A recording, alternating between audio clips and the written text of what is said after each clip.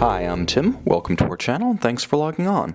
Today we're discussing the Maurice Lacroix Masterpiece Squelette. You can see this fully skeletonized Maurice Lacroix timepiece and purchase it on our website. Subscribe to our YouTube channel if you enjoy these videos, and please click on the card in the upper right hand corner of the screen at any time during this video to see our full listing for this watch with additional accessories included, more high resolution images, and naturally full pricing details. Now you can see on my wrist 6 1/3 inches, 16 centimeters in circumference. This is the more moderate of Maurice Lacroix's two primary round cases. They have a 46 and they have a 43. And on my 16 centimeter, 6.3 inch circumference wrist, the 43 millimeter case you see here works far better. Now you'll also note that 43 is the measurement across the round of the case, not including the crown. In terms of thickness, the watch is fairly reasonable. It's actually thinner than it looks at 13 millimeters, and with a nicely sloped sapphire and bezel, the watch actually fits underneath a dress cuff or a tight sleeve quite easily. Now from lug to lug is where this watch really surprises. At 43 millimeters, you might expect it to be far broader than its 51 millimeter lug to lug dimension. So across the wrist, it's not going to overwhelm a smaller forearm. Now the other thing that's quite nice is that with a generous open dial and a generous open caseback, there's a minimum of metal here, so the watch is quite light on the wrist. It's exceptionally light. Now the timepiece is comprised of stainless steel, but you might think it's titanium based on just how light it wears. It is really quite extraordinary. Another aesthetic feature that also becomes an ergonomic boon on this watch is the use of slightly scalloped case flanks. It allows the strap to be somewhat countersunk into the flank of the case. Notice just how little daylight there is between the end of the strap and the flank of the case. It's a very integrated look, but because the strap isn't actually pinned against the case flank, you can easily pull it straight down around a smaller wrist. So 43 millimeters, but not overpowering. Now, in terms of security on the wrist, you have a quite beautifully finished Maurice Lacroix twin trigger single fold deployant. So the twin trigger means it's very secure. It can't accidentally pop open.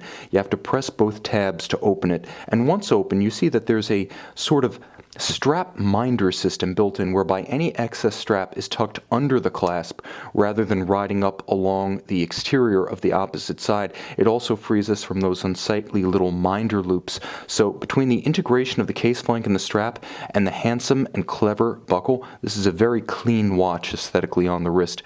Now in terms of case finish, because of its size, Maurice Lacroix smartly uses a minimum of high polish. There are some high polished highlights along the bezel and along the bevel of the lugs, but for the most part, the dominant aesthetic is satin finish, albeit applied in a fashion not often seen, as rather than having longitudinal satin finish, you can see that it's a vertical striation along the case. It softens the light against the side of the metal. Now the dial itself is, for want of a better term, completely absent. And I say for want of a better term because there is a dial. Look closely and you'll see that underneath the sapphire crystal there is a second sapphire that's acting as a base for the placement of the indices of the hours.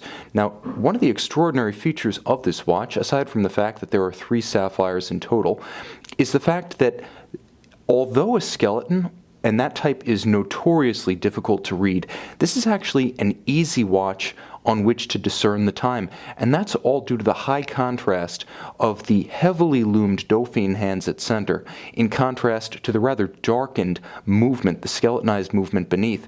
Notice just how easy it is to pick out those long streaks of luminova along the hour and the minute hands, and they are long, extending all the way, in the case of the minute hand, nearly to the periphery of the dial. Perfectly sized, easily legible.